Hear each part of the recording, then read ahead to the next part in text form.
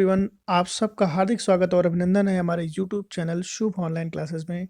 आज की वीडियो में हम बात करेंगे यूजीसी नेट या जेआरएफ क्या होता है, इसका एलिजिबिलिटी क्राइटेरिया क्या है, एज लिमिट क्या होनी चाहिए, एग्ज़ाम में कितनी फ़ीस लगती है, एग्ज़ाम का क्या पैटर्न है, क्या सिलेबस आपके इस एग्ज़ाम में आता है, क्वालिफाइंग मार्क्स कितने होने चाहिए जिससे आप नेट या जेआरएफ क्वालिफाई कर पाएँ और इसके एग्ज़ाम कब-कब होते हैं, यानी साल में कितनी बार होते हैं, संपूर्ण जानकारी आपको इस वीडियो में मिल जाएगी। सबसे पहले नेट या जेआरएफ क्या होता है? नेट यानी नेशनल एलिजिबिलिटी टेस्ट, ऐसे स्टूडेंट्स जो सिर्फ़ और सिर्फ़ असिस्टेंट प्रोफ़ेसर के लिए अप्लाई करते हैं और उस एग्ज़ाम को क्वालिफ़ाई करते हैं, उन्हें नेट का सर्टिफ़िकेट मिलता है, यानी नेशनल एलिजिबिलिटी टेस्ट का सर्टिफ़िकेट मिलता है। और ऐसे स्टूडेंट्स जो जेआरएफ के साथ-साथ नेट को भी अप्लाई करते हैं, असिस्टेंट प्रोफ़ेसर के लिए भी अप्लाई करते हैं। अगर वो उस एग्ज़ाम को क्वालिफ़ाई करते हैं, हाईएस्ट मेरिट में आते हैं, तो उन्हें जूनियर रिसर्च फेलोशिप का सर्टिफ़िकेट भी मिलता है साथ में। तो उनको 2 सर्टिफ़िकेट मिलता है। जो लोग जेआरएफ क्वालिफ़ाई करते हैं, पहला उनको नेट का सर्टिफ़िकेट मिलेगा, दूसरा जेआरएफ लेटर मिलेगा। ऐसे स्टूडेंट जो सिर्फ़ नेट क्वालिफ़ाई करते हैं, वो ऑल ओवर इंडिया में असिस्टेंट प्रोफ़ेसर के लिए कहीं भी अप्लाई कर सकते हैं, किसी भी यूनिवर्सिटी में अप्लाई कर सकते हैं। अगर वो रिसर्च के लिए जाते हैं, नेट वाले स्टूडेंट्स, तो उनको यहाँ पे स्कॉलरशिप सिर्फ सेंट्रल यूनिवर्सिटियों में है जो 8 से 10,000 रुपये है। और जेआरएफ के जो स्टूडेंट्स हैं, इनको जो स्कॉलरशिप मिलती है वो गवर्नमेंट्स के रूल्स और रेगुलेशन के हिसाब से मिलती है। तो यहाँ पे जेआरएफ के जो कैंडिडेट्स हैं, जो स्टूडेंट्स हैं, उनको स्कॉलरशिप ज़्यादा मिलती है in comparison to NET. NET में स्कॉलरशिप सिर्फ सेंट्रल यूनिवर्सिटियों में है, अदर यूनिवर्सिटियों में नहीं है, या कुछ यूनिवर्सिटियों में है, कुछ जगह नहीं है। तो ये नेट और बात हुई जेआरएफ की।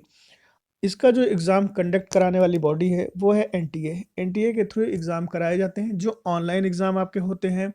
पहले ये एग्ज़ाम ऑफलाइन मोड में हुआ करते थे, जो कंडक्ट कराता था सीबीएसई, और उससे भी पहले यूजीसी खुद करवाता था। तो यहाँ पे अभी जो कंडक्टिंग बॉडी है एग्ज़ामिनेशन की वो है एनटीए। अब इसमें हम बात कर लेते हैं कि एलिजिबिलिटी क्या होनी चाहिए। ऐसे स्टूडेंट्स जिन्होंने पीजी कर रखा है, उन सब के लिए यहाँ पे 55% नंबर लाने ज़रूरी होते हैं। और 55% मार्क्स किसके लिए ज़रूरी हैं? जो जनरल कैंडिडेट हैं। और इसमें जो रिज़र्व कैटेगरी के स्टूडेंट्स होते हैं, उनके लिए यहाँ पे 5% का रिलैक्सेशन है। मतलब उनका जो यहाँ पे 55% की जगह उनको 50% मार्क्स उनका पीजी में होना ज़रूरी होता है। तो ये रही बात एलिजिबिलिटी की। अब इसमें हम आगे बात कर लेते हैं एज लिमिट क्या होनी चाहिए। तो असिस्टेंट प्रोफेसर के लिए कोई भी अपर एज लिमिट नहीं है भैया। अब जेआरएफ के लिए क्या है? जेआरएफ के लिए 30 ईयर है, सिर्फ उनके लिए जो अनरिजर्व कैटेगरी से आते हैं। और 33 ईयर जो ओबीसी कैटेगरी से आते हैं। 35 ईयर ये एज लिमिट रखी गई है एससी एसटी के लिए और वोमेन के लिए।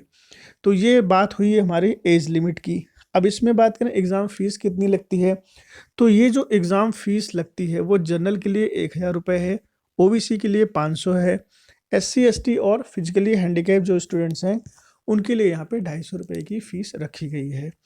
इसमें आगे बात करें एग्ज़ाम पैटर्न की, तो एग्ज़ाम पैटर्न जो है वो आपका 2 पेपर आपका होता है। एक जनरल पेपर होता है जिसमें 10 सब्जेक्ट होते हैं, दूसरा आपका अपना सब्जेक्टिव होता है जिसमें यहाँ पे सिलेबस का डिस्कशन हम खैर नेक्स्ट वीडियो में करेंगे, बट पेपर के बारे में थोड़ा-सा जान लेते हैं। पेपर 1 और पेपर 2 होता है, जिसमें ये जो एग्ज़ाम कंडक्ट कराता है एनटीए, वो ऑनलाइन एग्ज़ाम के थ्रू होता है, यानी ऑनलाइन पेपर होगा और सारे क्वेश्चन इसके ऑब्जेक्टिव होते हैं। जो टाइमिंग रखी गई है वो 3 घंटे की रखी गई है, यानी ये जो पेपर 1 और पेपर 2 आपका होगा वो एक साथ 3 घंटे में आपको कंप्लीट करना होगा। पहले ये एग्ज़ाम ऑफलाइन मोड में हुआ करते थे। तो ऑफलाइन में जब सीबीएसई इसका एग्ज़ाम कराती थी, तो शुरुआत में 3 पेपर थे, फिर 2 पेपर हुए। तो पेपर्स के बीच में आपको इंटरवल मिलता था, थोड़ा-सा नाश्ता-वाश्ता करने के लिए। लेकिन अभी क्या है, ऑनलाइन जब से पेपर हो गया है तो पूरा पेपर एक साथ ही होता है। तो पूरा का पूरा जो पेपर है वो 3 घंटे में आपको कंप्लीट करना रहता है। इसमें एग्ज़ाम पैटर्न में हम आगे देख लेते हैं कि पेपर 1 में कितने क्वेश्चन आते हैं और पेपर 2 में। तो पेपर 1 में भाई 50 क्वेश्चन आते हैं। सारा एक-एक क्वेश्चन 2-2 नंबर का होगा। यानी 100 मार्क्स के क्वेश्चन जो होंगे वो आपके पेपर 1 में आते हैं। और पेपर 2 में आपके 100 क्वेश्चंस होंगे, जो 2 नंबर का 1 क्वेश्चन होगा, यानी 200 नंबर के क्वेश्चंस यहाँ पे आएँगे। तो टोटल मिला के यहाँ पे 300 नंबर के क्वेश्चंस आने वाले हैं। तो ये एग्ज़ाम पैटर्न की बात हुई। अब यहाँ पे आगे हम बात करते हैं सिलेबस की। तो सिलेबस के लिए मैं एक सेपरेट वीडियो आपको बना के दूँगा। फ़िलहाल यहाँ पे मैं आपको एक रफ़ली आइडिया दे देता हूँ पेपर्स के बारे में। जो पेपर 1 का यहाँ पे मैंने थोड़ा-सा सिलेबस लिख रखा है, जिसमें सबसे पहले आपका है टीचिंग एप्टीट्यूड। यहाँ से क्वेश्चन आते हैं। रिसर्च एप्टीट्यूड है, रीज़निंग्स है, जिसमें मैथमेटिकल रीज़निंग भी आती है। आईसीटी यानी कंप्यूटर वाला पार्ट है, यहाँ से भी क्वेश्चंस आते हैं। पीपल डेवलपमेंट एंड एनवायरनमेंट, यहाँ से भी आपको क्वेश्चन पूछे जाते हैं। तो कुल मिला के यहाँ पे 10 पेपर हैं, 10 सब्जेक्ट हैं, जहाँ से इसमें पेपर 1 में आपको क्वेश्चंस देखने को मिलते हैं। इसके अलावा आपका अपना सब्जेक्ट है, वहाँ से भी क्वेश्चन होते हैं जो 100 क्वेश्चंस होते हैं। तो ये रही बात सिलेबस की, जिसके बारे में डिटेल्स में हम अपनी अगली वीडियो में बात करेंगे। यहाँ पे क्वालिफाइंग मार्क्स कितने होने चाहिए? क्वालिफाइंग मार्क्स जनरल कैटेगरी के लिए होने चाहिए 40% और रिजर्व कैटेगरी के लिए 35%। अब यहाँ क्वालिफाइंग मार्क्स का मतलब ये नहीं होता है कि स्टूडेंट्स ने 40% नंबर ला लिए और उसको नेट या जेआरएफ का सर्टिफिकेट मिल गया।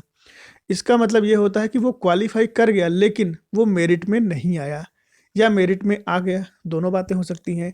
अगर आपके मार्क्स अच्छे गए, परसेंटेज अच्छे हुए, तो आप नेट क्वालिफ़ाई करेंगे, उससे भी अच्छे हैं तो आप जेआरएफ क्वालिफ़ाई करेंगे। और सिर्फ क्वालिफ़ाई किए हैं इसका मतलब ना तो आपको जेआरएफ का सर्टिफिकेट मिलेगा और ना ही नेट का मिलेगा। ये डिपेंड करता है कि आपके सब्जेक्ट में कितनी हाई मेरिट गई हुई है, उसके बेसिस पे यहाँ पे सिलेक्शन होता है, यानी असिस्टेंट प्रोफेसर का और जेआरएफ का जो सर्टिफिकेट मिलता है ये इसके बेसिस पे मिलता है। अब एग्ज़ाम आपके कब-कब कंडक्ट कराए जाते हैं? तो एग्ज़ाम भाई साल में 2 बार होते हैं। पहला आपका जून में होता है और दूसरा दिसंबर में, यानी साल में 2 बार आपके एग्ज़ाम होते हैं। अभी ये पहला सेशन था जिसमें एक बार एग्ज़ाम हुआ, चूँकि कोविड का सीज़न चल रहा था और इसकी वजह से एग्ज़ाम जो थे वो पोस्टपोन होते चले गए। तो नवंबर में आपके एग्ज़ाम कंप्लीट हुए थे, जिनके रिज़ल्ट्स नवंबर लास्ट में आए थे। तो ये इस तरीके से प्रोसेस चला था, लेकिन अभी क्या है, सब चीज़ें नॉर्मल हो रही हैं धीरे-धीरे और एग्ज़ाम आपके 2 बार होंगे। अभी आने वाला जो फॉर्म है वो मार्च में आने वाला है। मार्च में आपके एनटीए के फॉर्म आ जाएँगे नेट के, तो आप उसको अप्लाई कर दीजिएगा। और ये छोटी-सी बात है, अगर आपको कहीं कोई डाउट है तो आप हमें कमेंट करके पूछ सकते हैं और वीडियो पसंद आए तो लाइक ज़रूर कर दीजिएगा। Thanks for watching my channel.